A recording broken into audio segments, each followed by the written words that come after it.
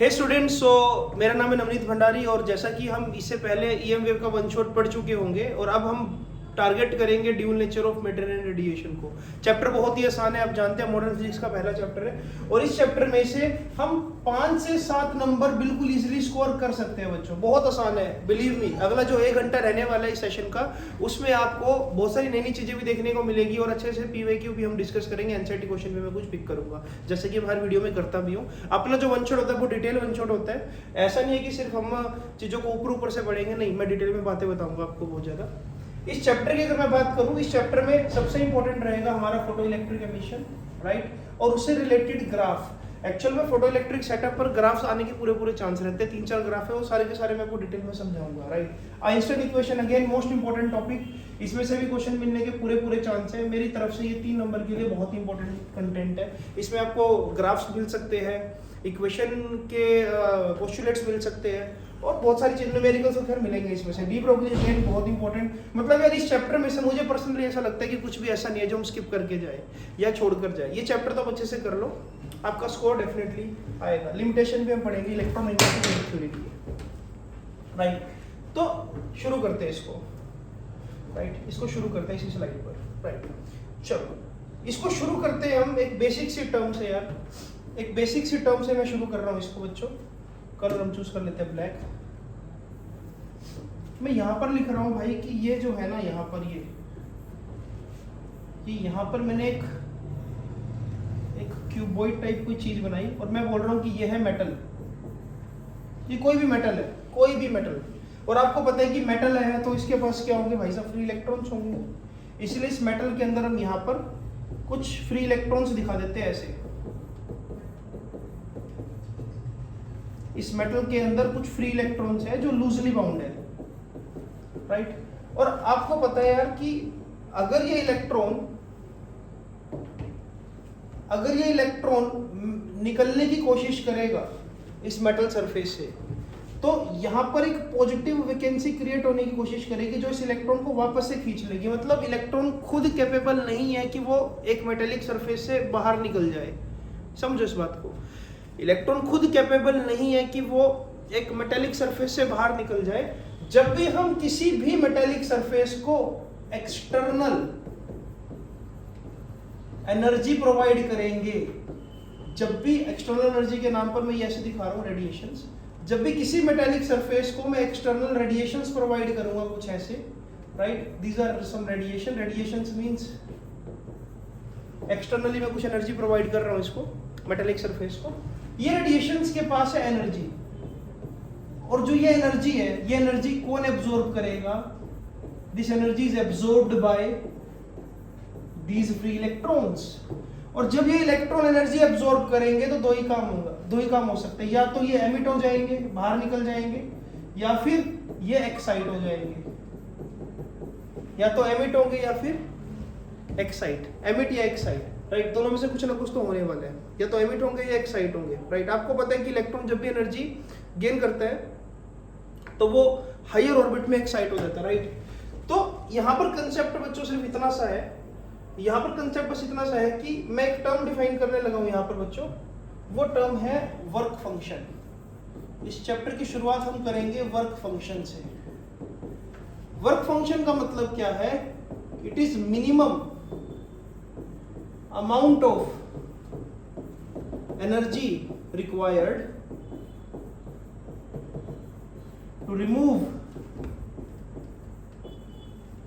electron from metallic surface or metal surface, right? तो इसको बोलते हैं बेसिकली हम वर्क फंक्शन, कि मैं कम से कम कितनी एनर्जी दूं किसी मेटेलिक सरफेस से इलेक्ट्रॉन को बाहर निकालने के लिए, या इलेक्ट्रॉन को कितनी एनर्जी की रिक्वायरमेंट है कि वो मेटेलिक सरफेस से बाहर निकल जाए और वापस अट्रैक्ट ना हो पॉजिटिव चार्ज से, राइट। इसको वर्क फंक्शन बोलते हैं। और जनरली एक और बात जो मुझे पता होनी चाहिए वर्क फंक्शन से रिलेटेड, जितनी भी हमारी अल्कली अर्थ मेटल्स है, राइट, अल्कली मेटल जैसे कि सोडियम, पोटेशियम, जितनी भी अल्कली मेटल्स है, alkali metals have very low value of work function, right? तो एल्कली मेटल्स में से इलेक्ट्रॉन्स निकालना बहुत आसान होगा, राइट।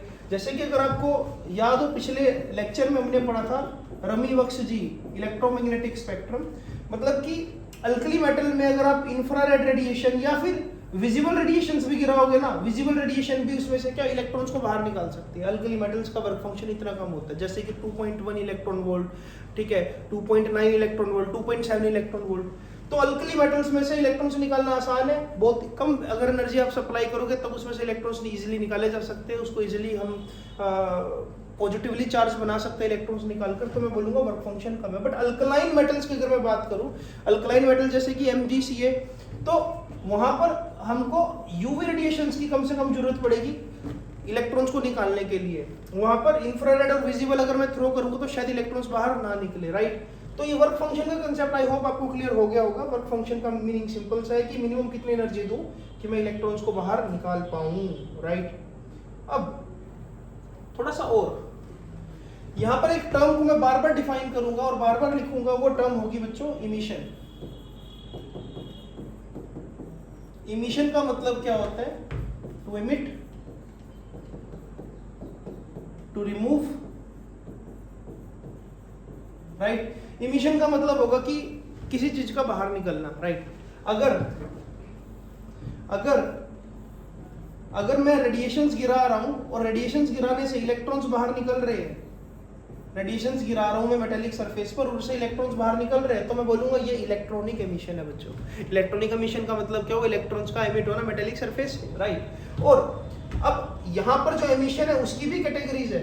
एमिशन को भी कई तरह से डिफाइन किया जा सकता है। एमिशन के टाइप्स की डिटेल में नहीं जा रहा हूँ, मेरी personal YouTube channel Navneet Bhandari physics में अगर आप जाओगे तो वहां पर आपको इसकी डिटेल वीडियो मिल जाएगी, वहां से आप इसको डिटेल में समझ सकते हो, राइट। तो एमिशन हो सकता है थर्मोआयनिक, मींस आप हीट एनर्जी सप्लाई करो, हीट एनर्जी देकर इलेक्ट्रॉन्स को निकालो। इमिशन हो सकता है field emission, means high electric field apply कर दो किसी मेटेलिक प्लेट के आसपास सो दैट कि इलेक्ट्रॉन्स ही खींचे चले आए, फील्ड एमिशन हो सकता है। और इमिशन में और क्या लिख सकते हैं हम बच्चों? इमिशन हो सकता है सेकेंडरी। सबके बारे में डिटेल कंसेप्ट मैंने अपने YouTube चैनल पर डाल रखा है, अगर आप डिटेल में जानना चाहते हो तो ड्यूल नेचर की पूरी प्लेलिस्ट है, वहां से आप देख सकते हो। और एक होता है फोटो इलेक्ट्रिक।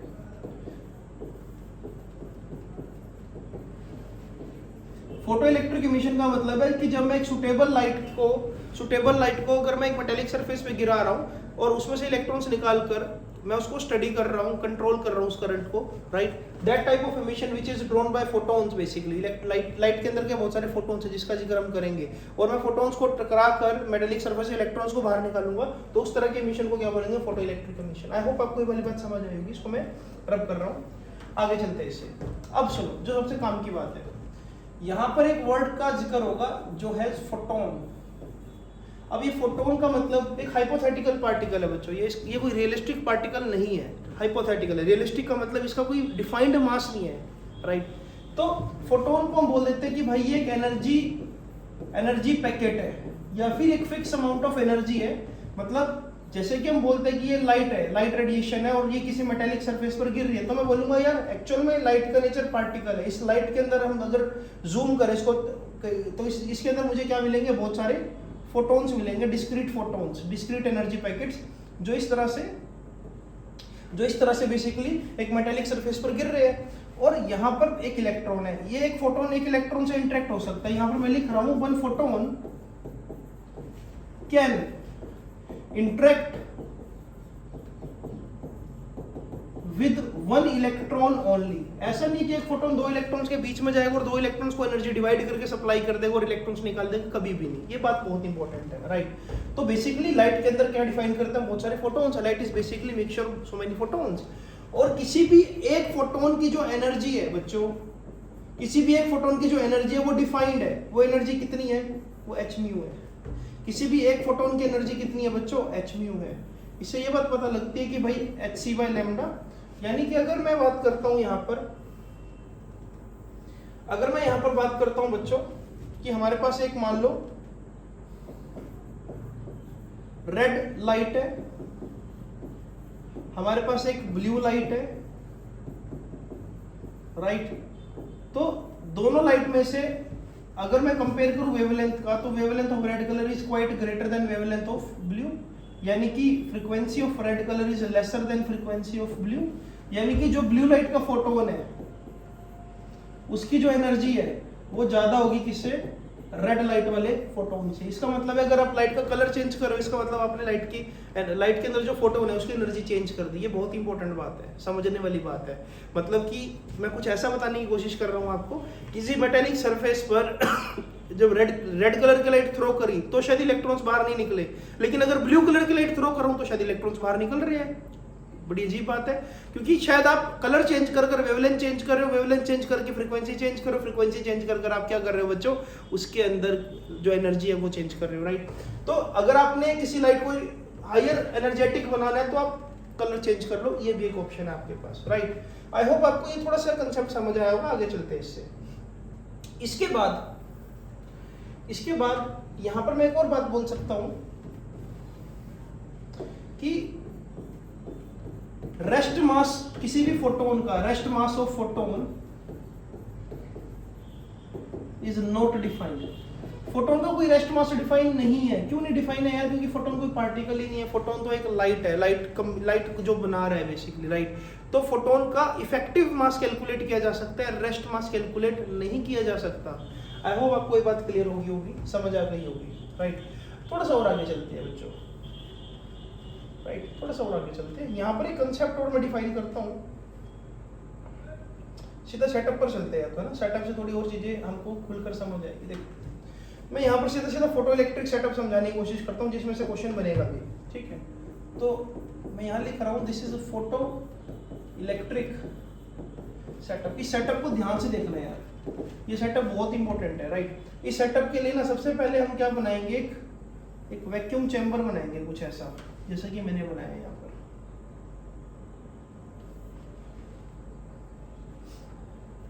इस डायग्राम को ध्यान से देखना। डायग्राम में थोड़ा सा मैं टाइम जरूर लूंगा, लेकिन इसको समझाना बहुत जरूरी है। ये वैक्यूम चैम्बर बना रहा हूं मैं ऐसे, और ये इस तरह से हमने बंद कर दिया, राइट। यहाँ पर मैंने एक हाईली फोटोसेंसिटिव इमीटर प्लेट लगा दी, जिसमें से इलेक्ट्रॉन्स निकालने हैं। दिस इज इमीटर प्लेट, जिसका वर्क फंक्शन भी कम होगा, मतलब इलेक्ट्रॉन निकालना काफी आसान होगा। सामने की तरफ एक कलेक्टर प्लेट लगा दी, राइट। अब हम क्या करेंगे, इस तरह से यहाँ पर एक वोल्ट मीटर कनेक्ट कर देंगे बच्चों, राइट। और यहाँ पर सीरीज में मैं कनेक्ट कर देता हूँ एक माइक्रोमीटर या फिर मिलीमीटर भी आप कनेक्ट कर सकते हो, just for detecting very small current, right. चलो थोड़ा सा और देखते हैं डिटेल में। अब देखो, इसके बाद यहां पर मैं लगा रहा हूं एक वेरिएबल रेजिस्टेंस, राइट। और यहां पर यानी कि जो हमारी इमीटर प्लेट है, emitter plate must be connected with negative and this collector plate must be connected with positive. तो यहां पर मैं एक बैटरी बना देता हूं इस तरह से, यहाँ पर एक की बना देता हूँ, की को भी ओपन रखा हुआ है, राइट। ये जैसा कि आपको पता लग रहा है कि भाई ये वेरिएबल रेजिस्टेंस है। हमेशा कलेक्टर प्लेट जो होगी वो पॉजिटिव एंड से कनेक्ट होगी, this is collector plate. Emitter plate negative and से कनेक्ट होगी, और जो अंदर ये वाला रीजन है ये वैक्यूम रीजन है, क्योंकि आप नहीं चाहोगे कि कोई भी पार्टिकल अदर देन इलेक्ट्रॉन्स इसके अंदर मूव करे, तो अपने को यहाँ पर खाली स्पेस चाहिए, राइट। ओके, इस डायग्राम को जल्दी से बनाओ आप, डायग्राम बनाना जरूरी है साथ साथ। फाइन, अब देखो इसके अंदर हम क्या करेंगे। मैं ऐसा बोल रहा हूं कि भाई रेडिएशन आई इस तरह से एक ग्लास के थ्रू, ग्लास विंडो के थ्रू। जैसे ही ये रेडिएशन जिसकी जो एनर्जी है वो ग्रेटर होगी किससे, वर्क फंक्शन से। मतलब ये जो एनर्जी आ रही है ये सफिशिएंट है कि इलेक्ट्रॉन्स निकाल सके, राइट। तो क्या देखने को मिलेगा बच्चों, यहाँ पर ये देखने को मिलेगा कि भाई इसमें से बहुत सारे इलेक्ट्रॉन्स इस तरह से निकलना स्टार्ट हो गए, एमिट होना स्टार्ट हो गए, राइट। और जैसे ये इलेक्ट्रॉन एमिट हुए, इनके पास एनर्जी थी इलेक्ट्रॉन्स के पास भी, क्योंकि बहुत ही एनर्जेटिक रेडिएशन जब मेटेलिक प्लेट से टकराएगी तो इलेक्ट्रॉन में एनर्जी से बाहर निकलेंगे और ये इलेक्ट्रॉन कहाँ पर मूव करेंगे, सामने की तरफ। एक चीज का ध्यान रखना बच्चों, अब तक मैंने बैटरी को इंट्रोड्यूस नहीं करा है। बैटरी देखो अभी भी क्या है, यहाँ पर डिस्कनेक्टेड है क्योंकि की ओपन है, राइट। तो इस इलेक्ट्रॉन की मूवमेंट से, इस मूवमेंट ऑफ चार्ज से, इस rate of flow of charge से, इस इमीटर से कलेक्टर तक चार्ज के ट्रेवल करने से यहां पर माइक्रो एमीटर में मुझे थोड़ा सा करंट देखने को मिलेगा, जिसको मैं बोलूंगा फोटो इलेक्ट्रिक करंट, और हल्का सा पोटेंशियल डिफरेंस भी डेवलप हो जाएगा यहाँ पर, राइट। तो करंट बनना स्टार्ट हो जाएगा बच्चों, और इस करंट को मैं बोलूंगा ये है फोटो इलेक्ट्रिक करंट। और ये वो करंट है जो मुझे बिना किसी बैटरी के इन्वॉल्वमेंट के अभी भी मिल रहा है। कैसे मिल रहा है? सिर्फ रेडिएशंस गिराकर और इलेक्ट्रॉन्स को बाहर निकालकर, राइट। अब इस सेटअप पर बहुत सारे क्वेश्चंस आएंगे। इस सेटअप से एक और कंसेप्ट निकलेगा। यहाँ पर एक कंसेप्ट आएगा थ्रेशोल्ड फ्रीक्वेंसी का। अब थ्रेशोल्ड फ्रीक्वेंसी यार देखो पूरे साल तुमने पढ़ा है, और थ्रेशोल्ड फ्रीक्वेंसी शायद हर एक बच्चे को पता ही होता है कि देखो एनर्जी बेसिकली किस पे डिपेंड करती है, एनर्जी खुद भी डिपेंड करती है फ्रीक्वेंसी पर। तो एक कंसेप्ट निकाला है कि भाई कि फ्रीक्वेंसी की वैल्यू कम से कम कितनी हो, least value of that frequency जो मतलब जो इलेक्ट्रॉन्स को बाहर निकाल दे। जैसे कि अगर मैं लाइट की फ्रीक्वेंसी को चेंज कर रहा हूँ, उससे लाइट की एनर्जी चेंज होगी, तो वो कम से कम फ्रीक्वेंसी जिससे गिराने से इलेक्ट्रॉन्स बाहर निकल जाए, उस फ्रीक्वेंसी को बोलते हैं हम थ्रेशोल्ड फ्रीक्वेंसी। और अगर मैं यहाँ पर प्लैंक कांस्टेंट के साथ थ्रेशोल्ड फ्रीक्वेंसी यूज करूंगा तो इसको मैं बोलूंगा ये क्या बन गया, वर्क फंक्शन, क्योंकि वो मिनिमम एनर्जी बन जाएगी ना, कि कम से कम इतनी एनर्जी दूं तो इलेक्ट्रॉन बाहर निकल जाए। तो ये थ्रेशोल्ड फ्रीक्वेंसी लगा देने से ये बच्चों क्या बन जाएगा, ये वर्क फंक्शन बन जाएगा, राइट। तो वर्क फंक्शन में हमेशा हम लिखते हैं h/μ0, राइट। समझे इस बात को? अब यहाँ पर इस सेटअप से हमने क्या क्या चीजें निकालनी है, क्या क्या चीजें हमने ड्रॉ करनी है, हम 3-4 ग्राफ बनाकर देखेंगे इससे। अगर अब तुम ध्यान से देखो, इसको मैं साइड में बना रहा हूँ सेटअप को, तुमने भी बनाया होगा आई होप नोटबुक पे। अगर नहीं बनाया तो प्लीज साथ में नोटबुक पे इसको बनाओ, तभी तुम चीजें रिलेट कर पाओगे। सबसे पहला ग्राफ जो आएगा ना बच्चों इसके अंदर, सबसे पहला ग्राफ जो आएगा ना वो आएगा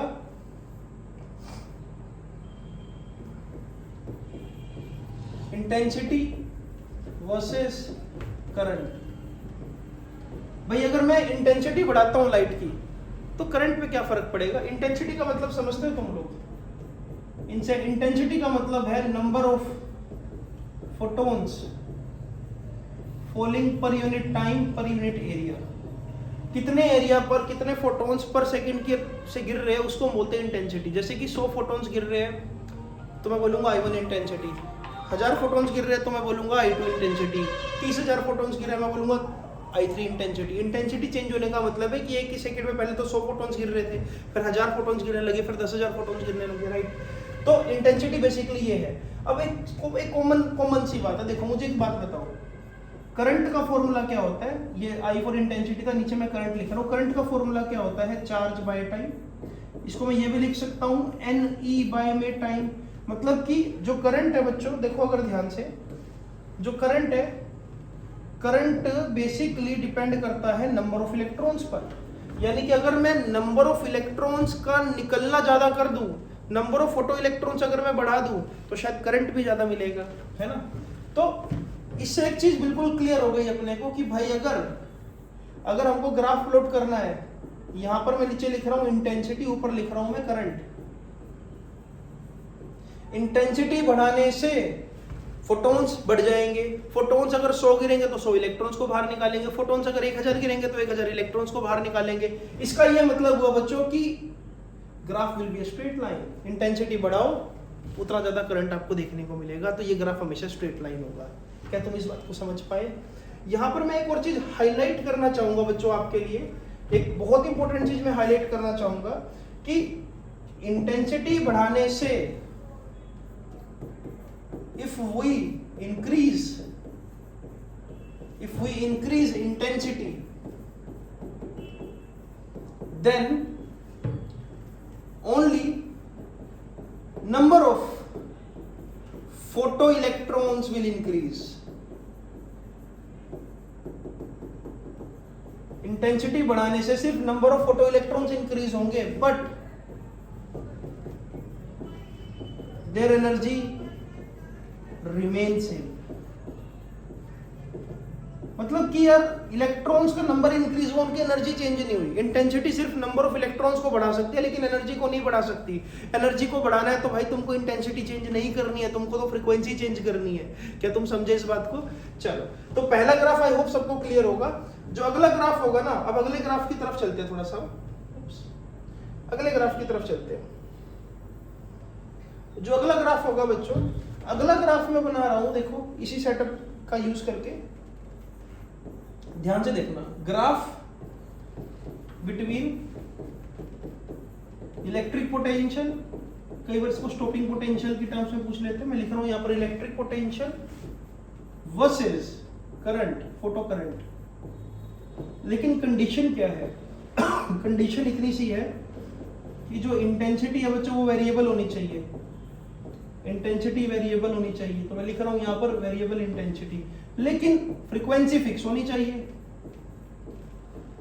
अरे फ्रीक्वेंसी फिक्स होनी चाहिए, फ्रीक्वेंसी चेंज नहीं करनी है मुन्ना, इंटेंसिटी चेंज करनी है।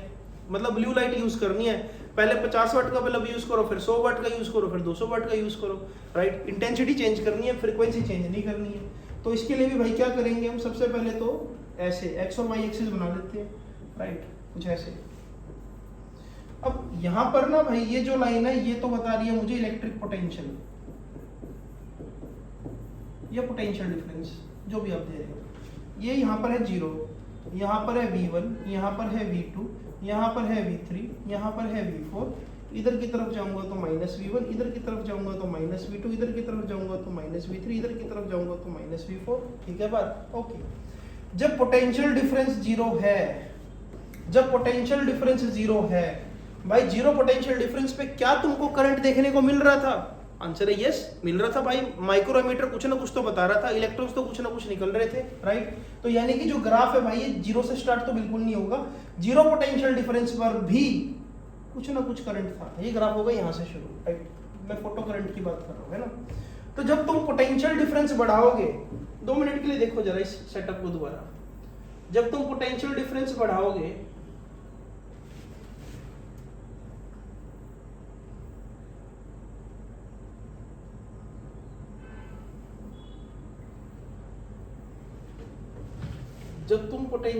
बढ़ाओगे बच्चों, ध्यान से देखना। पोटेंशियल डिफरेंस बढ़ाने का मतलब बैटरी को इंट्रोड्यूस करने का वक्त आ गया। यहाँ पर आपने की को कर दिया टैप, जिससे क्या हुआ, ये वाला हिस्सा हो गया नेगेटिव। अगर ये नेगेटिव हो गया और ये सामने वाला क्या हो गया, पॉजिटिव, तो इलेक्ट्रॉन्स को यहाँ से तो लग रहा है धक्का, है ना, यहाँ से तो लग रहा है धक्का, एमिटर प्लेट धक्का मार रही है, और सामने से क्या लग रहा है, attractive force, collector plate attract करना चाह रहा है। तो बाय डिफॉल्ट इलेक्ट्रॉन की वेलोसिटी बढ़ जाएगी, कम टाइम पे इलेक्ट्रॉन वहां पहुंच जाएंगे दूसरे एंड पर। अगर कम टाइम पे पहुंचेंगे तो करंट तो बढ़ेगा। तो इसका मतलब जब भी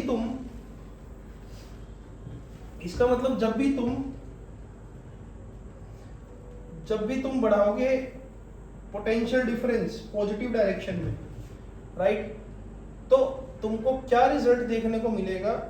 तुमको देखने को मिलेगा कि पहले तो करंट इंक्रीज करेगा, राइट, लेकिन एक हद तक इंक्रीज करेगा, उसके बाद क्या आ जाएगी, सैचुरेशन आनी स्टार्ट हो जाएगी बच्चों। करंट इंक्रीज करना बंद कर देगा, क्योंकि बहुत सारे इलेक्ट्रॉन्स तुमने निकाल दिए, इलेक्ट्रॉन क्लाउड वगैरह बनने स्टार्ट हो जाएंगे, राइट।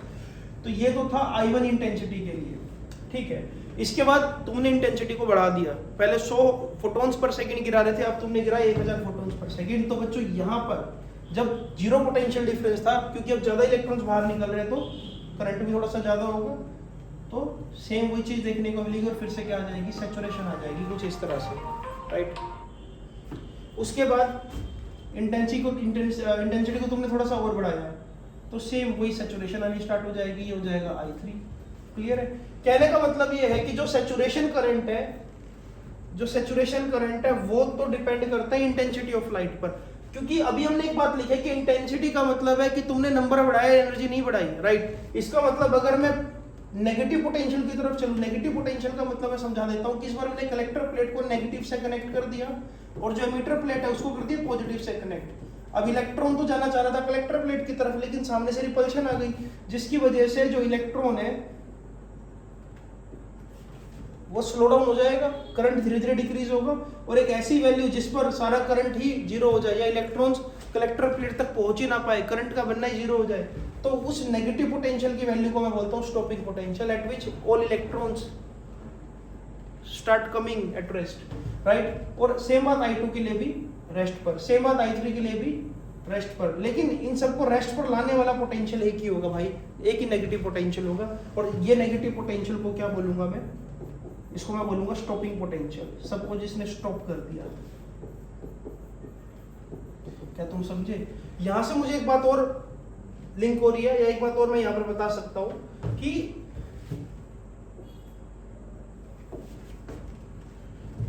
जो स्टॉपिंग पोटेंशियल है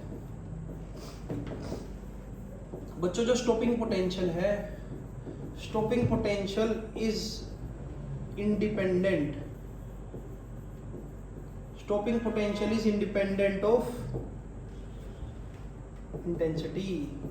स्टॉपिंग पोटेंशियल इंटेंसिटी पर डिपेंड नहीं करता, स्टॉपिंग पोटेंशियल इंटेंसिटी पर डिपेंड नहीं करेगा, ये फ्रीक्वेंसी पर डिपेंड करेगा। ये बात हम देखेंगे अगला ग्राफ में। अगला ग्राफ देखो, मैं यहीं पे बना रहा हूं। अगले ग्राफ में हम देखो क्या करेंगे, यहां पर अगले ग्राफ में हम लिखेंगे कि ये ग्राफ भी इलेक्ट्रिक पोटेंशियल और फोटो करंट के बीच में है। लेकिन इस बार वेरिएबल क्या होगा, यहां पर मैं लिख देता हूं बच्चों, जो वेरिएबल होगा वो फ्रीक्वेंसी होगी। इस बार फ्रीक्वेंसी की बारी है, इंटेंसिटी बोल रही है मेरी बारी तो आ चुकी है, पूछा तो यहाँ पर कांस्टेंट क्या हो जाएगी, इंटेंसिटी, राइट, कांस्टेंट इंटेंसिटी। अब कुछ और देखने को मिलेगा अपने को, अब कुछ और मजा आएगा। देखो यहाँ पर फिर से वही एक्स एक्सिस और वाई एक्सिस बना देते हैं बच्चों, राइट। यहाँ पर वही V1 V2 V3 again minus V1 minus V2 minus V3। हुआ क्या, इस बार वही सेम ग्राफ वहीं से शुरू हुआ कि जब हमने कुछ भी नहीं दिया, कोई बैटरी अप्लाई नहीं करी, 0 वोल्ट पोटेंशियल डिफरेंस, लेकिन कुछ तो इलेक्ट्रॉन्स थे पहले, और ये वही बिहेवियर तो रहेगा ही रहेगा, मतलब ये चीज तो देखने को मिलेगी मुझे। लेकिन इस बार क्या होगा, जब मैं फ्रीक्वेंसी थोड़ी सी बढ़ा दूंगा, ज्यादा फ्रीक्वेंसी आने की वजह से जो इनिशियल इलेक्ट्रॉन्स होंगे वो थोड़े से ज्यादा एनर्जेटिक होंगे, वो तेजी से जाएंगे कलेक्टर प्लेट की तरफ। और अगर वो तेजी से जाएंगे कलेक्टर प्लेट की तरफ बच्चों, करंट स्लाइटली आपको थोड़ा सा बढ़कर मिलेगा, और फिर उसके बाद फिर से क्या सैचुरेटेड हो जाएगा। उसके बाद थोड़ा सा और अगर मैं फ्रीक्वेंसी बढ़ा देता हूँ तो थोड़ा सा और स्लाइटली इंक्रीज देखने को मिलेगा करंट में आपको, राइट। और उसके बाद क्या होगा, अगर मैं उन इलेक्ट्रॉन्स को रोकना चाहता हूँ, आज तबीयत थोड़ी सी मेरी खराब है, सो सॉरी फॉर दैट यार, लेकिन तुम्हारी पढ़ाई से ऊपर कुछ भी नहीं है यार, तुम्हारी पढ़ाई सबसे ऊपर है। हम तो फिर दवाई लेकर ठीक हो जाओगे, लेकिन तुम्हारे को इस वक्त की बहुत ही वैल्यू करनी है। जो इलेक्ट्रॉन भाई जा रहा है कलेक्टर प्लेट की तरफ, अगर मैं सामने को नेगेटिव करना स्टार्ट कर दूंगा तो करंट घटेगा, ठीक है, करंट घट रहा है।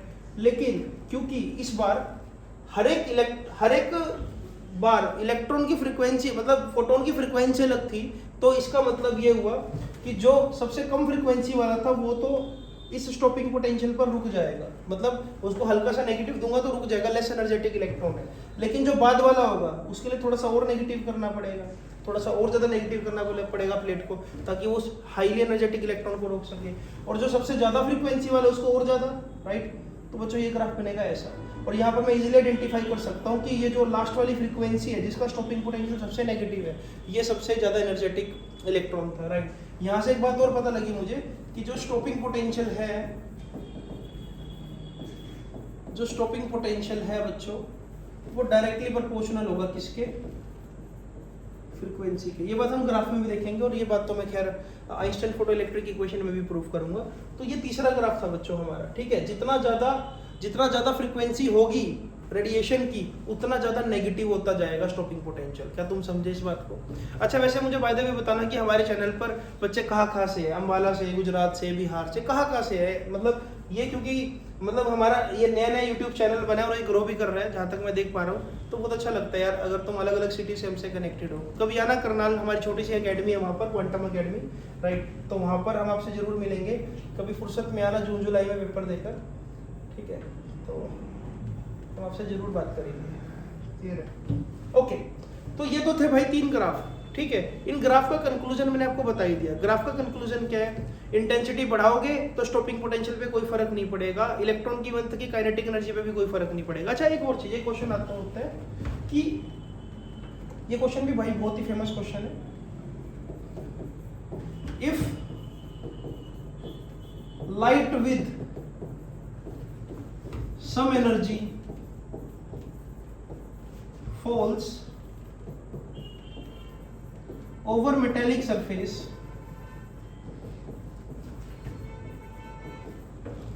do all electrons come with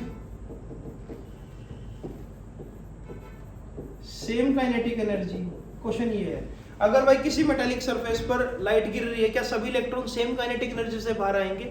नहीं, उनकी काइनेटिक एनर्जी में वेलोसिटी, उनकी काइनेटिक एनर्जी अलग अलग होगी, वेलोसिटी का डिस्ट्रीब्यूशन देखने को मिलेगा। इसका एक रीजन बताता हूँ आपको, छोटा सा देखो, एक छोटा सा रीजन बताता हूँ। देखो, अगर बच्चों यहाँ पर ये मेटालिक सरफेस है भाई, ये एक इलेक्ट्रॉन है, ये कोई दूसरा इलेक्ट्रॉन जो डीपर रीजन में, और ये एक तीसरा इलेक्ट्रॉन है, राइट भाई। एक सिंपल सा कंसेप्ट देख, बिल्कुल सिंपल सा कंसेप्ट, अगर यहाँ पर लाइट रेडिएशन गिर रही है, ये इलेक्ट्रॉन को बाहर आने में ज्यादा वक्त नहीं लगेगा, और जब लाइट इस पर गिरेगी, इसको तो बिल्कुल वक्त नहीं लगेगा, और जब लाइट इस पर गिरेगी जो उसमें गहराई में, इसको पहले यहाँ से यहाँ लाने में एनर्जी खर्च हो जाएगी। ये खैर अभी आइंस्टाइन फोटोइलेक्ट्रिक इक्वेशन में भी पता लगेगा, राइट। तो ये इलेक्ट्रॉन की अगर काइनेटिक एनर्जी ke1 है, इस इलेक्ट्रॉन की काइनेटिक एनर्जी ke2 है, इस वाले लास्ट वाले इलेक्ट्रॉन की काइनेटिक एनर्जी ke3 है, तो भाई ये तीनों की तीनों जो काइनेटिक एनर्जी है ना, ये अनइक्वल होगी। बेशक तुम्हारी लाइट की इंटेंसिटी सेम हो, चाहे फ्रीक्वेंसी भी सेम हो, फ्रीक्वेंसी सेम दो, इंटेंसिटी सेम दो, भाई जो सरफेस वाले इलेक्ट्रॉन्स है अगर एक ही पोजिशनिंग में है तब तो उनकी काइनेटिक एनर्जी सेम होगी, लेकिन अलग अलग इलेक्ट्रॉन्स अलग अलग वेलोसिटी से बाहर आएंगे। जैसे कि अगर मैं तुमको एक सीक्रेट ग्लास दे दूं, मतलब एक साइंटिफिक ग्लास, और तुमको एक टॉर्च दे दूं, तुम सामने है मेटालिक सरफेस, तुमने टॉर्च से उस मेटालिक सरफेस पर लाइट को थ्रो किया, अब तुमको मैंने वो पावर दे दी कि तुम इलेक्ट्रॉन को आते हुए देख सकते हो। तो तुमको ये रियलाइज होगा कि कुछ इलेक्ट्रॉन तो बहुत तेजी से तुम्हारे कान के बगल से निकल गए, लेकिन कुछ इलेक्ट्रॉन बहुत स्लो जा रहे हैं, कुछ बहुत ज्यादा स्लो जा रहे हैं, कुछ बहुत तेजी से जा रहे हैं। तो तुमको वो वेलोसिटी डिस्ट्रीब्यूशन देखने को मिलेगा, क्योंकि जो स्लो वाले इलेक्ट्रॉन्स है वो अंदर वाले इलेक्ट्रॉन्स जो डीपर रीजन से निकल कर आ रहे हैं, और जो फास्ट मूविंग इलेक्ट्रॉन्स है वो सरफेस वाले इलेक्ट्रॉन्स है, राइट। तो ये वेलोसिटी डिस्ट्रीब्यूशन देखने को मिलेगा, शायद एनसीईआरटी में क्वेश्चन है, तो उसको एक बार देख लेना, समझ लेना, ठीक है। थोड़ा सा आगे चलते हैं, आइंस्टाइन फोटोइलेक्ट्रिक इक्वेशन की बात करते हैं डायरेक्ट। देखो, आइंस्टाइन बहुत ही समझदार साइंटिस्ट था, उसका बहुत बड़ा कंट्रीब्यूशन है हमारी फिजिक्स में, राइट। तो आइंस्टाइन इक्वेशन की बात करते हैं हम, इसको थोड़ा शॉर्ट में लिख रहा हूँ, Einstein equation double E, right, तुम समझ जाओ। आइंस्टाइन का ये मानना था कि यार अगर हम इस कंसेप्ट को ध्यान से देखें तो ये है लाइट, और ये लाइट के पास है एनर्जी। एनर्जी कितनी भला? h mu. जब ये लाइट रेडिएशन किसी मेटालिक सरफेस पर, यहां लिख देता हूं मैं मेटल सरफेस, जब किसी मेटल सरफेस पर लाइट गिर रही है, जब ये लाइट किसी मेटल सरफेस पर गिर रही है तो ये इलेक्ट्रॉन है। अरे इस मेटल सरफेस का कुछ ना कुछ वर्क फंक्शन भी तो है। अरे मतलब कि अगर इस इलेक्ट्रॉन को निकालने के लिए वर्क फंक्शन मान लो इसका 20 है, लेकिन लाइट की एनर्जी कितनी है? 100, तो ये 20 जूल तो इलेक्ट्रॉन को बाहर निकालने में ही खर्च हो जाएगा, है ना। ये जो लाइट गिर रही है 100 जूल की, 20 जूल तो इलेक्ट्रॉन को बाहर निकालने में ही खर्च हो जाएगा, सरफेस तक लाने में, जो कि वर्क फंक्शन भी है। बाकी का जो 80 जूल है वो किस में खर्च हो जाएगा? इलेक्ट्रॉन को काइनेटिक एनर्जी देने में, क्योंकि जैसे लाइट गिरेगी उसी इंस्टेंट पर इलेक्ट्रॉन बाहर निकल जाएगा।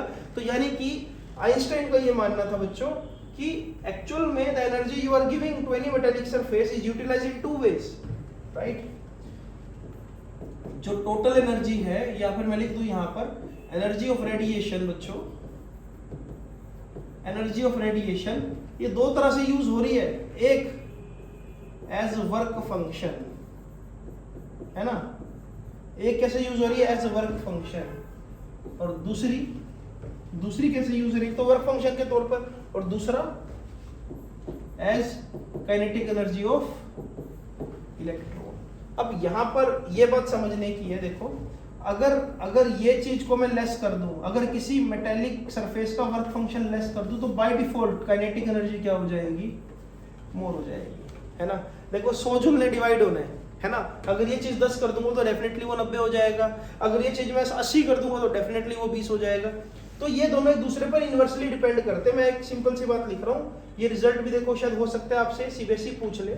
यहाँ पर मैं देखो एक सीधा सा रिलेशन लिख रहा हूँ, कि जो वर्क फंक्शन है वो इन्वर्सली सॉरी मुझे ऐसा लिखना चाहिए, वर्क फंक्शन तो फिक्स होता है। जो काइनेटिक एनर्जी है किसकी, काइनेटिक एनर्जी ऑफ इलेक्ट्रॉन, वो इन्वर्सली प्रोपोर्शनल होती है किसके बच्चों,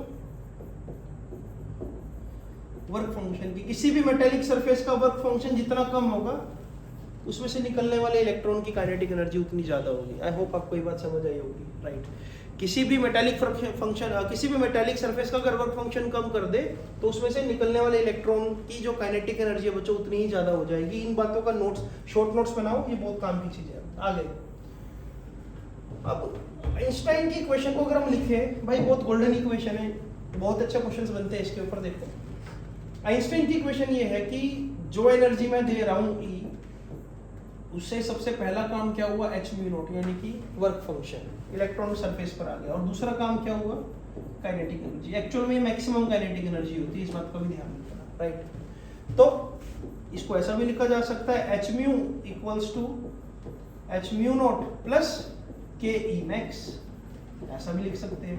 तो यानी कि किसी भी इलेक्ट्रॉन की जो मैक्सिमम काइनेटिक एनर्जी होगी वो किसके बराबर होगी, h mu minus h mu not, यानी कि kinetic energy of electron is basically h mu minus mu naught. तो भाई ये बहुत इंपॉर्टेंट है, इसको चाहूँ तो मैं ऐसा भी लिख सकता हूँ h c bye lambda minus c bye lambda not, right. तो इस तरह से हम इसको लिख सकते हैं। ये है काइनेटिक, ये है अपना आइंस्टाइन इक्वेशन। इसमें से बहुत कुछ निकाला जा सकता है और मैं आपको निकाल कर दिखाता हूँ। जो अगले 10 मिनट रहने वाले बच्चों, दिल थाम के बैठ जाओ, नोट्स निकाल लो, अपना नोटबुक निकाल लो और पेन से बनाना स्टार्ट करो जो मैं करने वाला हूँ। ग्राफ में भाई उलझोगे वरना, बहुत इंपॉर्टेंट क्वेश्चन, बहुत इंपॉर्टेंट कंसेप्ट देखना। इससे मैं अब क्या क्या कंसेप्ट निकालूंगा ये समझने वाली बात है। देखो मैं यहाँ पर एक चीज लिख रहा हूँ, देखो मैं यहाँ पर एक चीज लिख रहा हूँ कि जो काइनेटिक एनर्जी है ना वो है हाफ mv², ठीक है। अब देखना जरा,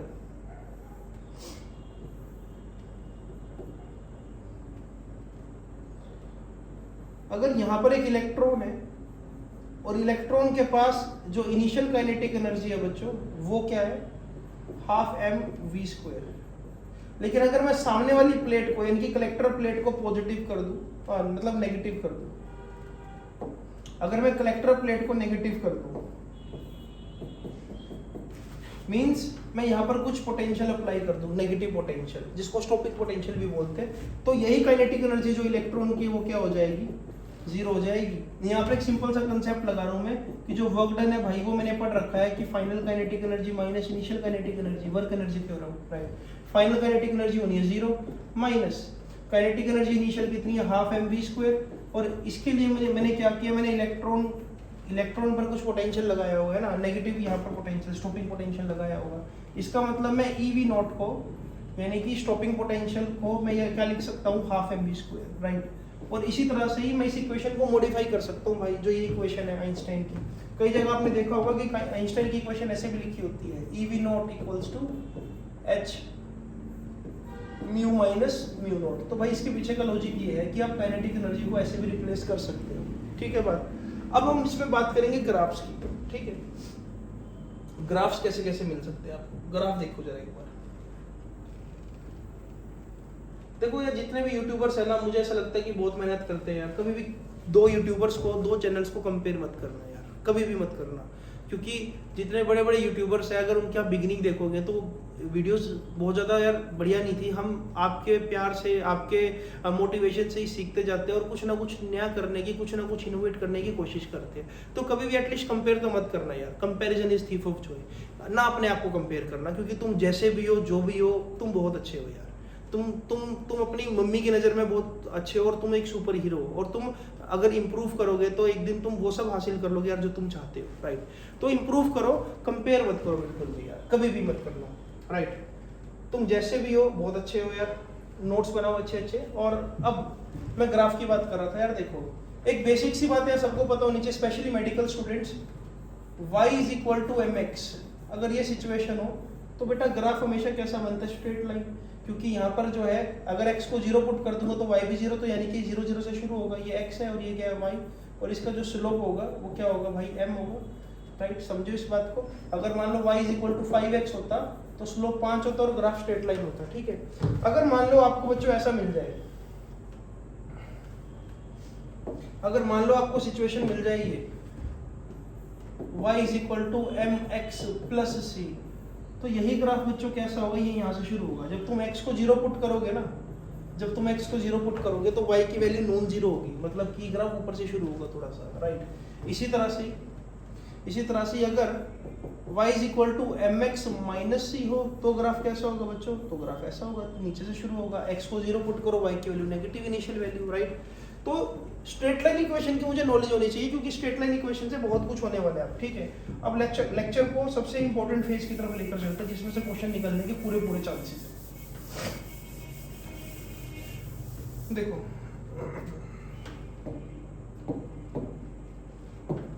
मैं सबसे पहले लिख रहा हूं यार कि जो काइनेटिक एनर्जी है, काइनेटिक एनर्जी को लिखा जा सकता है h mu minus h mu not, सही बात है। क्यों ना मैं ऐसे रिप्रेजेंट करूं इसको भाई कि काइनेटिक एनर्जी का मतलब है y equals to mx minus c।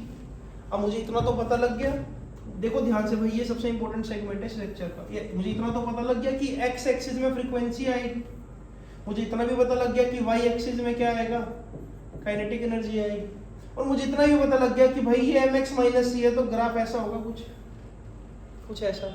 मुझे इतना भी पता लग गया कि जो इसका स्लोप होगा ना, इसका जो स्लोप होगा बच्चों वो h के बराबर होगा, और मुझे इतना भी पता लग गया कि जो इसका इंटरसेप्ट होगा, मतलब जो ये इसको इंटरसेप्ट बोलते हैं, इंटरसेप्ट का मतलब क्या होगा यहाँ पर,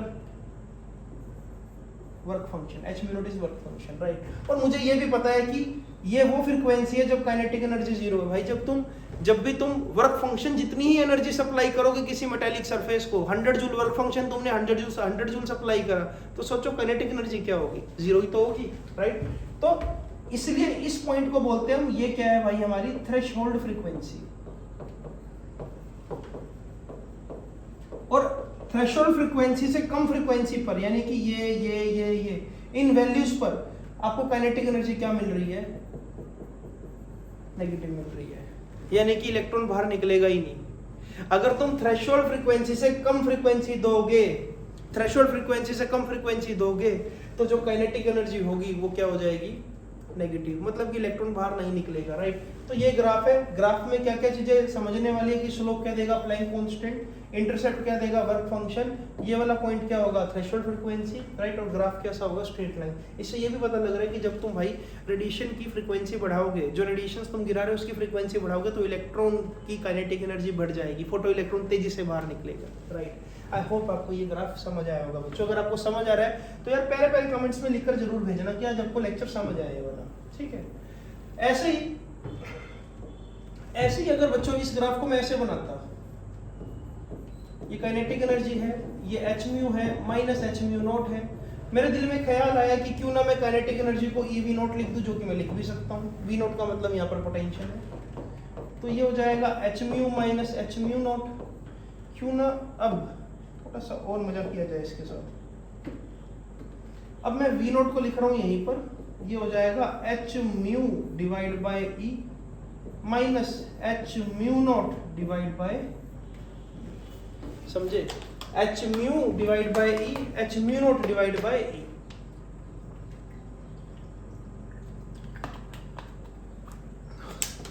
तो अब क्या होगा, इसको भी कंपेयर करते हैं बच्चों, y is equal to mx minus c के साथ।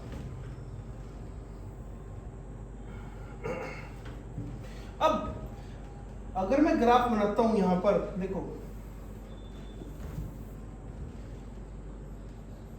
y एक्सिस में आएगा इस बार पोटेंशियल, x एक्सिस में आएगी वही फ्रीक्वेंसी, ग्राफ है वही जैसा कि बनना था, है ना। यहां पर जो स्लोप है m, क्योंकि तुमने फ्रीक्वेंसी मतलब स्लोप क्या बता रहा होगा, देखो ये चीज स्लोप हुई h बाय e, तो यहाँ का जो स्लोप है बच्चों इस ग्राफ का वो क्या होगा, h/e, मतलब कि Planck constant divide by charge on electron. एक एनसीईआरटी क्वेश्चन भी इसके ऊपर और प्रीवियस क्वेश्चन भी है। प्रीवियस क्वेश्चन की हो सकता है मुझे एक अलग से सीरीज बनानी पड़े, तो एक सीरीज में सिर्फ और सिर्फ मैं न्यूमेरिकली डिस्कस करूंगा वन शॉट में।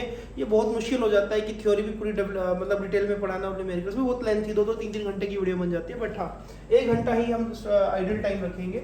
और जो ये है बच्चों इंटरसेप्ट, इंटरसेप्ट का मतलब क्या होगा, ये इंटरसेप्ट कितना होगा, वर्क फंक्शन डिवाइड बाय ई।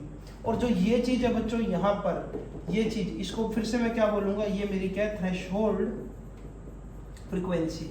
यहाँ से ये पता लग रहा है कि जितनी ज्यादा फ्रीक्वेंसी इंसिडेंट रेडिएशन की उतना ही ज्यादा स्टॉपिंग पोटेंशियल है ना, उतना ही ज्यादा स्टॉपिंग पोटेंशियल। अगर मैं आपको एक छोटा सा केस समझाऊं, देखो छोटा सा केस समझाऊं। अगर मान लो ग्राफ ऐसा दे रखा हो बच्चों, ये किसी ए मेटल की बात है, ये किसी बी मेटल की बात है, ये एक्स एक्सिस में फ्रीक्वेंसी है, ये यहाँ पर स्टॉपिंग पोटेंशियल है। कौन सी मेटल प्लेट ज्यादा फोटो सेंसिटिव है, तो आप ये बोलोगे कि भाई ये वाली जो मेटल प्लेट है इसका जो वैल्यू है, इसका जो मतलब जो स्टॉपिंग पोटेंशियल आ रहा है वो कुछ ऐसा आ रहा है, और इसके लिए क्या आ रहा है ऐसा और ज्यादा नेगेटिव। तो आप बोलोगे भाई ये वाली जो मेटल प्लेट है ना, ये मेटल प्लेट क्या है, ज्यादा फोटो सेंसिटिव है, इसमें से इलेक्ट्रॉन निकालना आसान है, उसकी थ्रेशोल्ड फ्रीक्वेंसी भी कम है। अगर तुम देखोगे तो कम फ्रीक्वेंसी अगर दोगे उससे भी इलेक्ट्रॉन बाहर निकल जाएंगे। आई होप आपको ये बात समझ आई होगी। ऐसे इसी तरह से एक और ग्राफ की तरफ चलते हैं बच्चों। दुनिया भर के ग्राफ हमारे पास, देखो अगर दोबारा से मुझे ग्राफ बनाना हो, लेकिन इस बार उसको मैं दोबारा से लिखता हूँ इक्वेशन को। देखो kinetic energy equals to hc by lambda minus hc by lambda naught, ठीक है। क्यों ना इस बार इसको लिखते हैं हम y is equal to mx minus सी।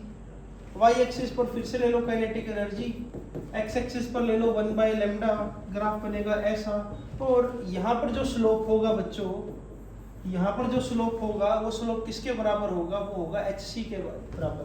तो यानी कि किस ग्राफ का स्लोप hc के बराबर होता है, वो होता है काइनेटिक एनर्जी और 1 बाय लैम्डा के बीच में अगर ग्राफ बने, है ना। काइनेटिक एनर्जी और 1 बाय लैम्डा के बीच में ग्राफ बनेगा तो स्लोप hc के बराबर होगा। और इंटरसेप्ट जो होगा वो किसके बराबर होगा, सीधा सीधा वर्क फंक्शन के बराबर होगा बच्चों, राइट। तो ये चीज अपने को समझ आनी चाहिए। और इसका मतलब क्या होगा, इसका मतलब 1 बाय में लैम्डा नॉट। क्लियर अपने को। चलो एक और ग्राफ देखे। अगर मैं इस ग्राफ को ऐसे बनाऊं बेटा,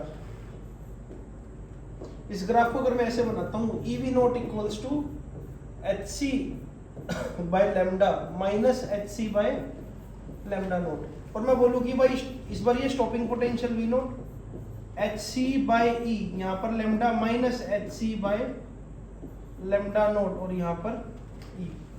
तो अगेन अगर मुझे ग्राफ बनाना हो, ग्राफ तो ऐसे ही बनेगा। ये ग्राफ होगा, किसके बीच में ग्राफ बनाया मैंने, 1 बाय लैम्डा और पोटेंशियल के बीच में। इस बार जो इस ग्राफ का जो स्लोप है, इस ग्राफ का स्लोप अपने को क्या बताएगा, HC बाय E। तो HC बाय E स्लोप होगा जब मैं बनाऊंगा पोटेंशियल और 1 बाय वेवलेंथ के बीच में ग्राफ, राइट। और जो इंटरसेप्ट है बच्चों, इंटरसेप्ट क्या बताएगा, phi naught divide by E या W naught divide by E। Mathematical knowledge से मैं कोई भी ग्राफ बना सकता हूँ, इस बात को दिमाग में डाल लो, राइट। मैथमेटिकल नॉलेज से मैं कुछ भी कर सकता हूँ, इस बात को दिमाग में डाल लो। मतलब क्रैम करने की जरूरत तो बिल्कुल भी नहीं है यार। क्रैम क्यों करना, जब हम ग्राफ क्रिएट कर सकते हैं। तुम्हारे सामने मैंने ग्राफ क्रिएट करके दिए, देखो तुमको बहुत सारे, है ना। अब एक और छोटा सा कंसेप्ट मैं यहाँ पर लिख रहा हूँ, मिनिमम फ्रीक्वेंसी फॉर इमिशन। इसको भी डिफाइन कर दे क्या, देखो मैं ऐसा बोल रहा हूँ कि भाई जब भी एच म्यू की वैल्यू ग्रेटर देन और इक्वल टू होगी किससे, एच म्यू नॉट के, तभी इलेक्ट्रॉन बाहर निकलेगा। यानी कि अगर फ्रीक्वेंसी ग्रेटर देन और इक्वल हो जाए किसके, work function divide by H के, तो इलेक्ट्रॉन बाहर निकल जाएगा। इसका मतलब फ्रीक्वेंसी की मिनिमम वैल्यू क्या होगी, work function divide by Planck constant, अगर आपको इलेक्ट्रॉन्स को बाहर निकालना है। क्या तुम समझे इस बात को। तो this is minimum value of frequency which is capable of removing electrons. This is basically that value. Okay चल आगे चलते हैं इससे। तो इस तरह से यार आइंस्टाइन ने कुछ पोस्टुलेट्स भी दिए। आइंस्टाइन का ये मानना था कि intensity on increasing intensity, like energy of photoelectrons will not change. On increasing intensity you can only change saturation current.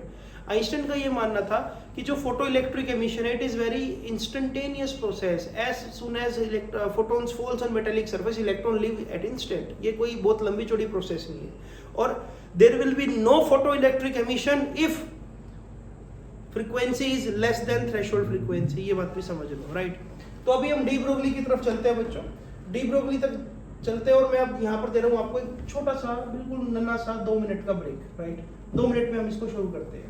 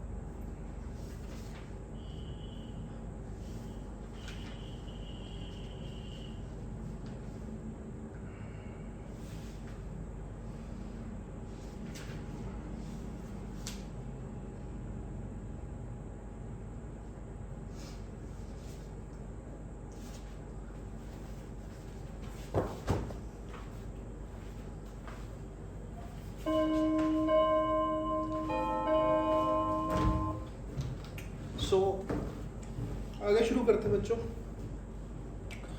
अब इसका जो नेक्स्ट पार्ट है वो है डी ब्रोगली वेवलेंथ. तो इसको भी देख लेते हैं, समझ लेते हैं यार. अगली स्लाइड में चलते हैं. देखो अबे डी ब्रोगली वेवलेंथ का क्या कंसेप्ट है यार.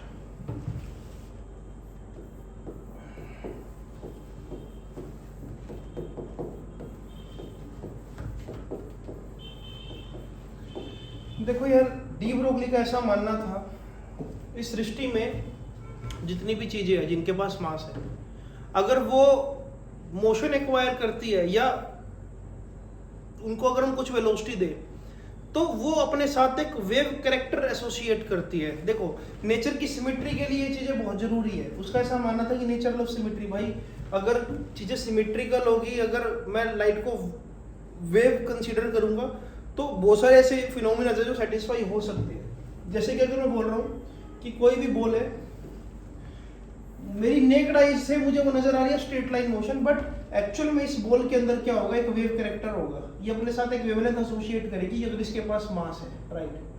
तो जो ये वेवलेंथ अपने साथ एसोसिएट कर रही है ना, इस वेवलेंथ को बोलते हैं de Broglie wavelength. Basically every matter consist a wavelength within it whenever it is in motion. Mass है तो भाई वेवलेंथ होगी उसके साथ कुछ ना कुछ. हाँ, मैं इस वेवलेंथ को तब ऑब्जर्व कर पाऊंगा बच्चों अगर ये वेवलेंथ की वैल्यू होगी 700 नैनोमीटर तक 490 नैनोमीटर तक से, मतलब ये रेंज, अगर इस रेंज में होगी तो मैं इसको ऑब्जर्व कर लूंगा, मुझे कलर्स नजर आएंगे. अगर नहीं होगी तो नहीं कर पाऊंगा यार, सो सैड. अब कैसे डिफाइन करेंगे डी ब्रोगली वेवलेंथ. देखो तो फॉर्मूला बड़ा सिंपल है यार.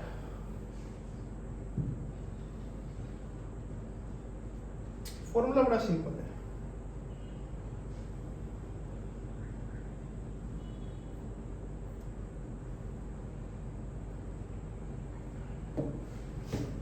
देखो मैं ऐसा लिख रहा हूं यार, क्वांटम मैकेनिक्स के अकॉर्डिंग मैं लिख सकता हूं कि जो एनर्जी है उसका मास के साथ ये कनेक्शन है, इज इक्वल टू mc²। समझे इस बात? तो अगर एनर्जी है E इक्वल्स टू mc², लेकिन अभी मैंने डिफाइन करी फोटोन की एनर्जी, वो किसके बराबर होती है, hc/λ, या कोई और अदर पार्टिकल होगा तो उसको मैं लिख सकता हूँ hv/λ for any other particle, right. तो अगर मैं दोनों एनर्जीज को कंपेयर कर दूं, भाई एक ही फोटोन के पास अगर दोनों तरह की एनर्जी है, तो that hc/λ basically equals to mc²। if you cut this c with this c, it will be h/λ equals to mc। Mass into velocity basically क्या होता है बच्चों, मोमेंटम, राइट।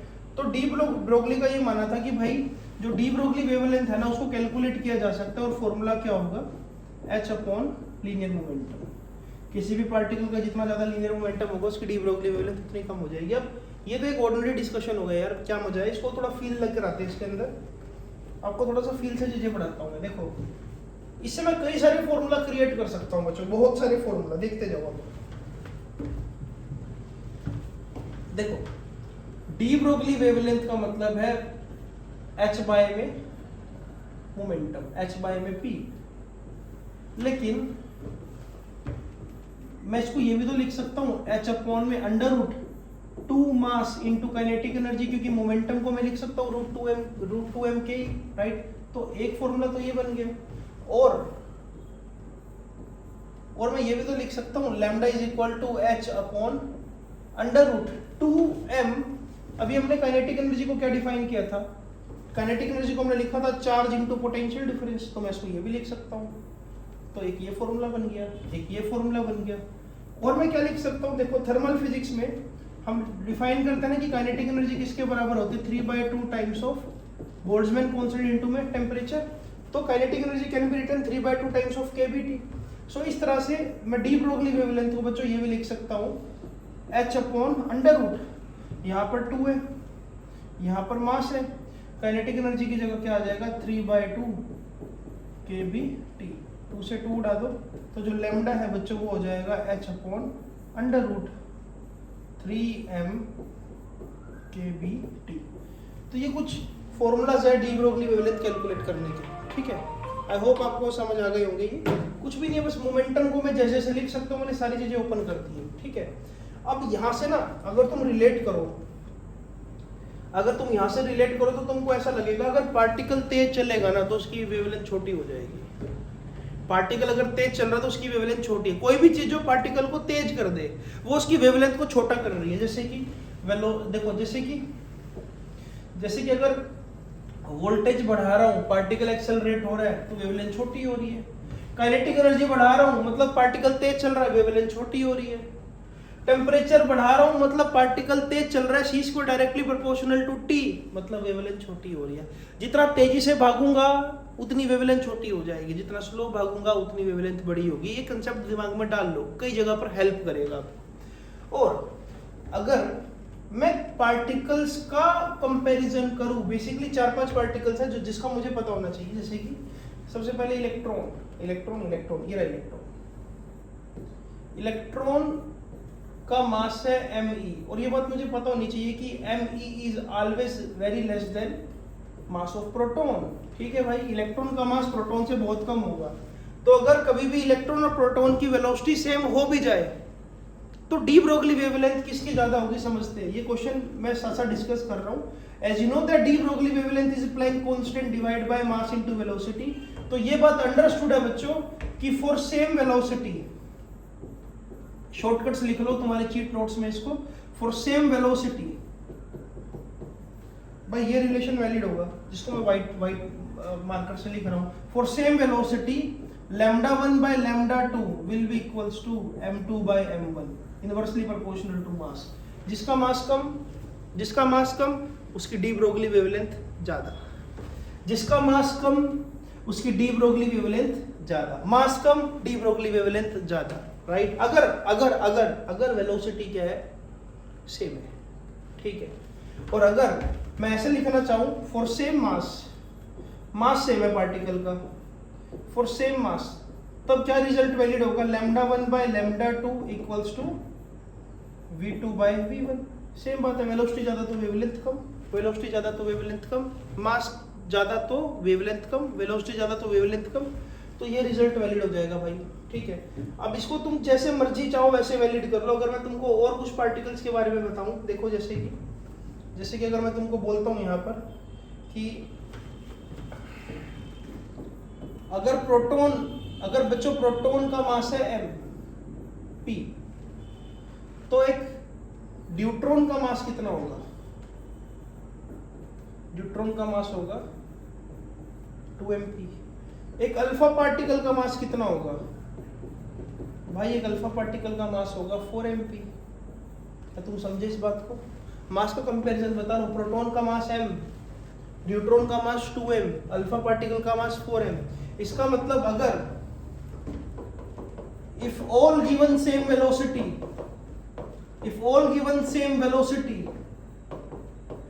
अगर इन सबको वेलोसिटी सेम दे दी जाए, as you know that wavelength is inversely proportional to mass, तो सबसे ज्यादा डी ब्रोगली वेवलेंथ किसकी होगी, जिसका मास सबसे कम, मतलब प्रोटॉन की है, होगी डी ब्रोगली वेवलेंथ सबसे ज्यादा, राइट। और अगर मैं बोल दूं कि भाई सबकी काइनेटिक एनर्जी सेम है, फिर सभी को हमने सेम काइनेटिक एनर्जी दी, तब डी ब्रोगली वेवलेंथ किसकी ज्यादा होगी, तो वो भी हम देख सकते हैं। एज यू नो दैट अगर काइनेटिक एनर्जी सबकी सेम कर दूं,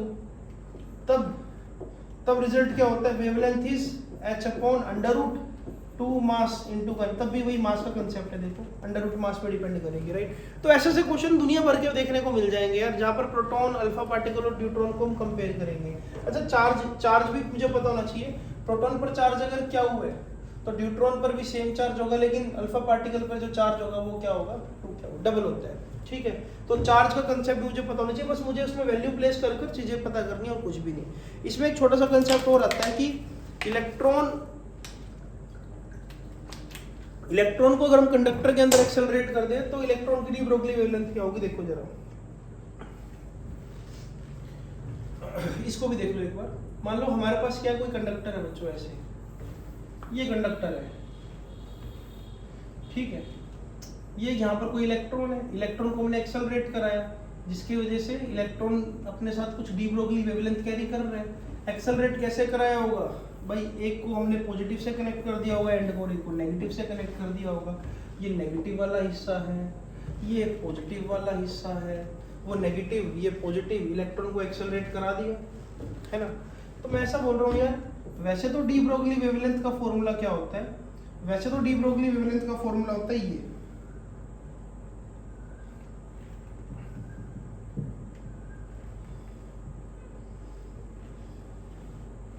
लैम्डा इक्वल्स टू h/mv। यहां पर एक सिंपल सा कंसेप्ट है, देखो कि इनिशियल काइनेटिक एनर्जी क्या थी इलेक्ट्रॉन की, मैं बोल रहा हूँ 0 थी भाई साहब। क्यों 0 थी इसकी, क्योंकि पहले जब मैंने बैटरी कनेक्ट नहीं करी, इलेक्ट्रॉन की वेलोसिटी 0 थी, एवरेज वेलोसिटी 0 होती है। लेकिन फाइनल काइनेटिक एनर्जी क्या हो गई उसी इलेक्ट्रॉन की, वो हो गई भाई साहब 12mv²। तो मैं बोलता हूँ वर्क डन हुआ होगा, बिल्कुल साहब, क्योंकि वर्क डन का फॉर्मूला क्या है, half kinetic energy final minus kinetic energy initial. ठीक है, तो अब आगे इसके बाद अगर मैं वैल्यू प्लेस करता हूं, देखो ये वर्क डन, ये वर्क डन, ये हो जाएगा 12mv² माइनस इनिशियल क्या था 0। तो वर्क डन को क्या लिख सकता हूं मैं, 12mv²। और ये जो वर्क डन है मेरे बच्चों, ये वर्क डन जो है ये क्या है बेसिकली, क्यू इंटू में भी, क्यू की जगह कौन है कि इलेक्ट्रॉन इंटू में भी लिख सकता हूँ, charge into potential is basically work done. तो इस ईवी को हम लिख सकते हैं बच्चों 12mv²। थोड़ा सा इस पर गौर डालो जरा, थोड़ा सा इस पे रोशनी डालते हैं दोबारा से। यहाँ पर जो हमने डिफाइन कर रखा है, हमने क्या डिफाइन कर रखा है, देखो हमने डिफाइन कर रखा है यहाँ पर lambda is equal to h/mv, जिसको बच्चों में ये भी तो लिख सकता हूँ √2 मास इंटू काइनेटिक एनर्जी। और अभी भी तुमने काइनेटिक एनर्जी को क्या डिफाइन करा, ईवी। तो इस तरह से जो लैम्डा है वो किसके बराबर आ जाएगा, h/√2 मास e इंटू में v, और v का मतलब है पोटेंशियल। अगर मैं सारा रिजल्ट कैलकुलेट कर लेता हूँ तो लैम्डा जो है वो पता किसके बराबर आएगा, 12.27 angstrom upon under root V. जितना ज्यादा तुम वोल्टेज बढ़ाओगे, जितना ज्यादा तुम वोल्टेज बढ़ाओगे उतना उतना जो डी ब्रोगली वेवलेंथ है इलेक्ट्रॉन का वो कम हो जाएगा। अगर ग्राफ बनाना हो ना बच्चों इसका, मतलब अगर आपने वी और लैम्डा में ग्राफ बनाना तो ग्राफ होगा कुछ ऐसा। अगर आपने ग्राफ बनाना हो 1 बाय में अंडर रूट वी और वेवलेंथ में तो ग्राफ होगा एक स्ट्रेट लाइन। ये बात मुझे पता होनी चाहिए, बहुत इंपॉर्टेंट है। क्या तुम समझे इस बात को? ये बात मुझे पता होनी चाहिए, बहुत इंपॉर्टेंट है, राइट। तो ये था डी ब्रोगली का कंसेप्ट। बाकी मैं फिर बोल रहा हूँ, इसमें क्वेश्चन वही आएंगे कि electron proton are accelerated by same potential which will be having greater de Broglie wavelength. किसी न्यूट्रॉन और अल्फा पार्टिकल को एक्सेलरेट कर दिया, किसकी डी ब्रोगली वेवलेंथ ज्यादा होगी। इसके लिए मुझे एक स्पेशल अलग से न्यूमेरिकल वीडियो भी बनानी पड़ेगी, वो ज्यादा सही रहेगा मेरे ख्याल से, है ना, क्योंकि कम से कम 30-40 क्वेश्चन तो मुझे सिलेक्ट करने हैं मॉडर्न फिजिक्स में से, तो एक डेडिकेटेड वीडियो बनाऊंगा इसके लिए। अब देखो यहाँ पर लास्ट में एक और चीज बचती है, लिमिटेशन क्या थी वेव थ्योरी की, limitation of electromagnetic wave theory. देखो मैं आपको एक चीज बताता हूँ सिंपल सी। पहली बात प्रॉब्ली एक्सप्लेन करता हूँ। इलेक्ट्रोमैग्नेटिक वेव थ्योरी ये कहती है कि जब तक एक कंप्लीट वेव एब्जॉर्ब नहीं हो जाती, सबसे पहला क्या होगा, एक वेव गिरेगी किसी मेटेलिक सरफेस पर। ये वेव जब एब्जॉर्ब होगी ना तब ये इफेक्ट दिखाएगा और तब इलेक्ट्रॉन बाहर आएगा कंप्लीटली एब्जॉर्ब होने के बाद। मतलब कि there must be some kind of delay whenever wave is absorbed completely by that electron. But ऐसा देखा गया कि इलेक्ट्रॉन तो इंस्टेंटेनियसली बाहर निकल जाते हैं। अप्रोक्सीमेटली 10 रेज़ टू पावर -4 से 10 रेज़ टू पावर -5 सेकंड में एक इलेक्ट्रॉन बाहर निकल जाता है। जैसी रेडिएशन गिरी इलेक्ट्रॉन बाहर, तो it will not take much longer time कि भाई वेव को एब्जॉर्ब करे और फिर बाहर निकले। तो यहाँ पर वेव थ्योरी गलत हो गई। दूसरी बात, वेव थ्योरी ये बोलती है कि यार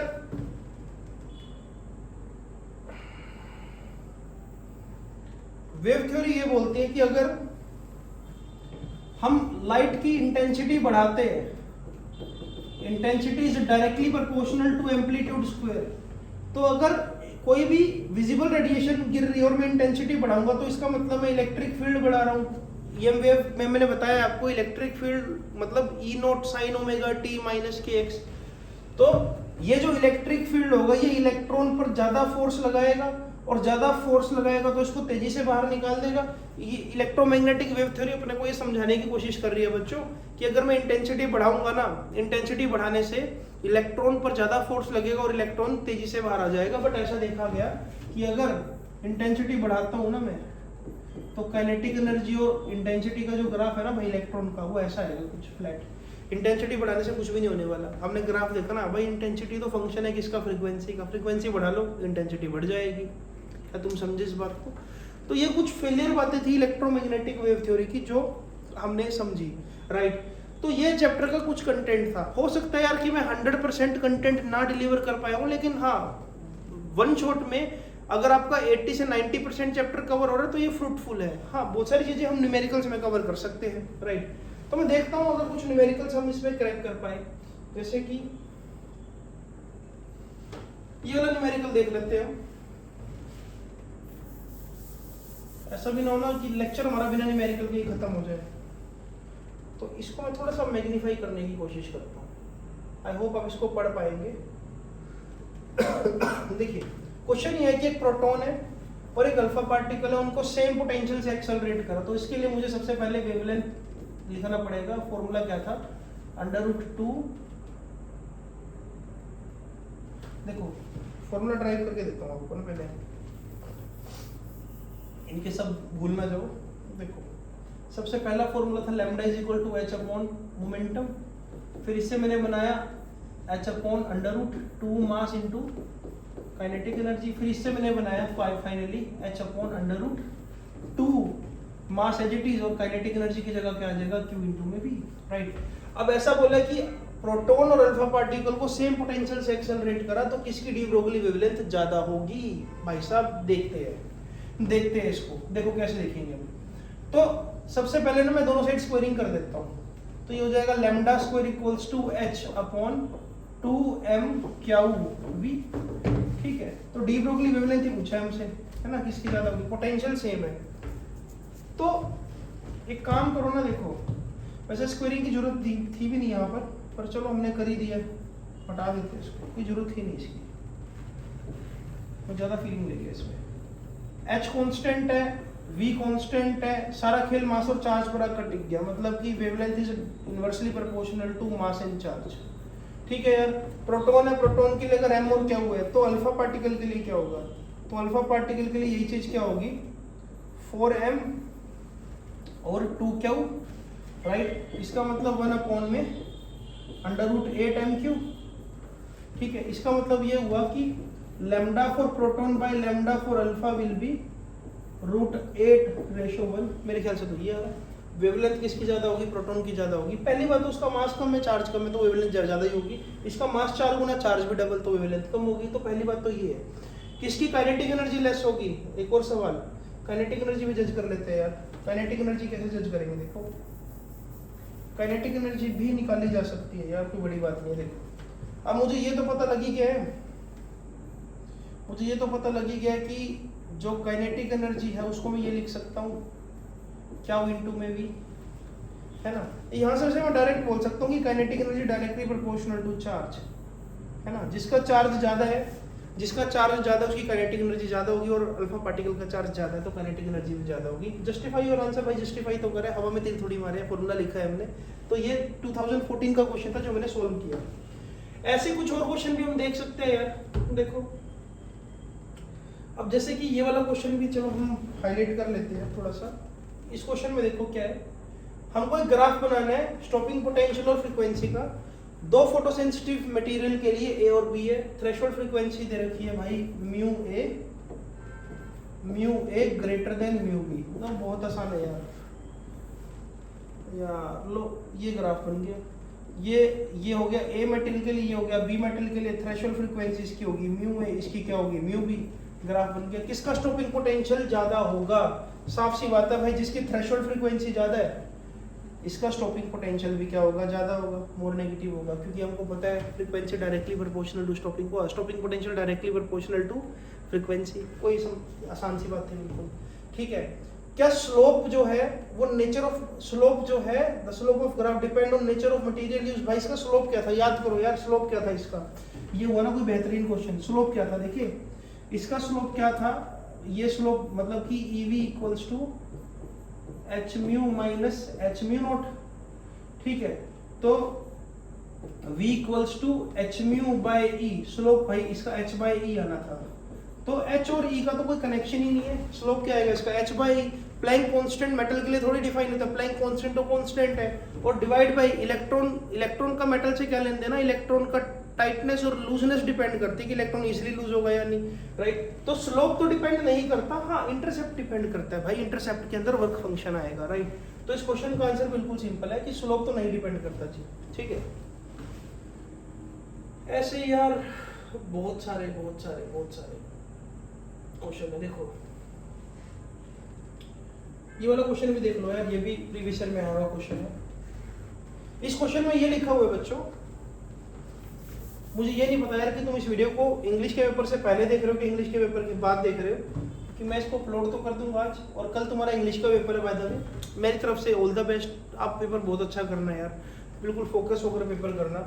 इंग्लिश के पेपर को कई नॉन मेडिकल मेडिकल वाले बच्चे बहुत ही लाइटली ले जाते हैं, लेकिन यार वो दुखती रहे यार, बाद में बच्चे इसके स्कोर नहीं कर पाते। इसमें यहाँ पर क्वेश्चन है कि भाई एक बीम गिराई हमने मोनोक्रोमैटिक रेडिएशन की किसी भी फोटोसेंसिटिव सरफेस पर, क्या सभी एमिटेड फोटो इलेक्ट्रॉन्स की काइनेटिक एनर्जी सेम होगी? ना मुन्ना ना, ये तो मैंने अभी बताया बिल्कुल नहीं होगी, क्योंकि हर एक जो इलेक्ट्रॉन है वो अलग अलग रीजन से एमिट आउट होगा, कोई पास से, कोई दूर से, कोई बहुत अंदर से, राइट। तो फोटो एनर्जी जो काइनेटिक एनर्जी उसमें क्या डिस्ट्रीब्यूशन देखने को मिलेगा। क्या काइनेटिक एनर्जी ऑफ इलेक्ट्रॉन जो है वो इंटेंसिटी पे डिपेंड करती है? ये भी तो मैंने बताया नहीं डिपेंड करती यार। फ्रीक्वेंसी भी डिपेंड करेगी, इंटेंसिटी भी डिपेंड नहीं करेगी, राइट। किस फैक्टर पर number of photo electrons depend करेंगे, किस फैक्टर पर? भाई इंटेंसिटी पे डिपेंड करने वाले, तुम इंटेंसिटी बढ़ा दो तो नंबर ऑफ फोटो इलेक्ट्रॉन्स ज्यादा हो जाएंगे, इंटेंसिटी कम कर दो तो नंबर ऑफ फोटो इलेक्ट्रॉन्स जो निकल रहे हैं वो क्या हो जाएंगे, कम हो जाएंगे। अब जैसे कि ये है यार एक और क्वेश्चन, इस क्वेश्चन को भी देख लो। वरना ये सब कुछ मैं प्रीवियस सीरीज में कवर करने वाला था, बट मुझे रहा नहीं जा रहा, तो मैंने कहा क्वेश्चन करा ही देते हैं हम। देखो किसी भी मेटल का जो वर्क फंक्शन है वो 4.2 इलेक्ट्रॉन वोल्ट है। इन बिटवीन मैं आपको बता देता हूँ यार इलेक्ट्रॉन वोल्ट और जूल का क्या कनेक्शन है, राइट। देखो 1 इलेक्ट्रॉन वोल्ट का क्या सीधा सा मीनिंग है, देखो 1 क्यू वी इक्वल्स टू, मैं काइनेटिक एनर्जी लिख दूं, राइट। बेसिकली ये 1 इलेक्ट्रॉन वोल्ट ना एक एनर्जी है यार। कैसे एनर्जी है, देखो अगर मैं जूल को 1.6 इंटू 10⁻⁻19 से डिवाइड कर दूं, एनर्जी इन जूल को अगर मैं 1.6 चार्ज ऑफ इलेक्ट्रॉन से डिवाइड कर दूं, तो मुझे एनर्जी इलेक्ट्रॉन वोल्ट में मिल जाएगी। क्लियर है बात, सिंपल सी। जैसे कि फॉर एग्जांपल अगर मैं इलेक्ट्रॉन वोल्ट से जूल में जाना चाहता हूं, तो मुझे क्या करना पड़ेगा, मल्टीप्लाई। क्या तुम समझे इस बात को? क्लियर है। तो मैं चाह रहा हूं कि यार इस वीडियो को यहीं पे ओवर करके ना, क्यों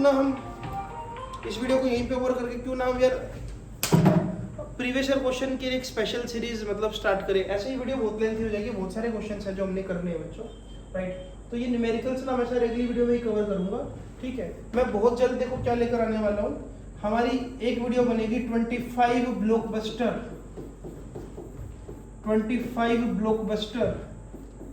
प्रॉब्लम्स। 25 क्वेश्चन डिस्कस करूंगा, तकरीबन 1 घंटे की वीडियो होगी। वो ब्लॉकबस्टर प्रॉब्लम का मतलब है कि भाई साहब 4-5 रे ऑप्टिक्स से, 4-5 मॉडर्न फिजिक्स से, 3-4 वेव ऑप्टिक्स से अच्छी प्रॉब्लम्स उठाऊंगा, और 10 इंपॉर्टेंट डेरिवेशंस, 10 वो इंपॉर्टेंट डेरिवेशन जो मैं आपको खुद सॉल्व करके दूंगा और बताऊंगा कि कहाँ नंबर कट सकता है, इस डेरिवेशन को कैसे अटेम्प्ट करना है। तो 25 ब्लॉकबस्टर न्यूमेरिकल्स और 10 इंपॉर्टेंट डेरिवेशन, और इसके साथ इंपॉर्टेंट न्यूमेरिकल्स फ्रॉम एनसीईआरटी। तो ये मेरी पूरी कोशिश रहेगी बच्चों इन 3 वीडियो को मैं अंजाम दे पाऊँ। अगर तुम मेरी ये 3 वीडियो देख लेते हो तो ये मेरी गारंटी है कि तुम डेफिनेटली फोड़ने वाले हो फिजिक्स का पेपर, सीरियसली बोल रहा हूँ, सही है। तो चलो इस वीडियो को यहीं पे ओवर करते हैं। तो इस वीडियो को शेयर करो यार, जम के सब्सक्राइब करो इस चैनल को। तुम नए हो, तुम बिहार से हो, तुम पटना से हो, तुम महाराष्ट्र से हो, तुम केरला से हो, तुम तमिलनाडु से हो, तुम कहीं मर्जी से हो, तुमने यार फिजिक्स का पेपर देना। और इस वीडियो में मुझे जरूर उम्मीद है कि तुमको कुछ ना कुछ जरूर सीखने को मिला होगा और कुछ नया सीखने को मिला होगा। नोट्स साथ साथ वीडियो के बनाओ, वो बहुत हेल्प करने वाले हैं तुमको बच्चों, राइट। बाकी मैं तुम्हारे साथ हूँ, टेलीग्राम पर मैं नोट्स वगैरह डालता रहूंगा। नवनीत भंडारी मेरा नाम है। तुम चाहो तो मेरा पर्सनल चैनल भी सब्सक्राइब कर सकते हो, वहां पर मेरी डिटेल वीडियो सारी की सारी बनी पड़ी है यार, पूरी +2 मैंने शूट करके डाली हुई है, तुमको वहां पर डिटेल कंसेप्ट मिल जाएंगे, राइट। यहाँ पर तो वन शॉट चल रहा है। और इस चैनल को ज्यादा फैला दो, पूरे इंडिया में फैला दो इसको, ताकि हम इस चैनल को और ज्यादा ग्रोथ दे पाए। मैं पर्सनली चाहता हूँ कि 1 साल के अंदर अंदर यहाँ पर कम से कम 1 लाख सब्सक्राइबर हो और हम अच्छी एजुकेशन आप लोगों को प्रोवाइड कर पाए। तो इसी के साथ मिलते हैं आपसे अगली वीडियो में। अगली वीडियो मोस्ट प्रोबेबली मैं एटम की शूट करूंगा, एटम या फिर न्यूक्लियर, ये हो सकता है मैं दोनों को एक ही वीडियो में ले लूँ और 1.5 घंटे की एक वीडियो बना दूँ। तो सी यू, टाटा, बाय बाय, मिलते हैं आपसे अगली वीडियो में।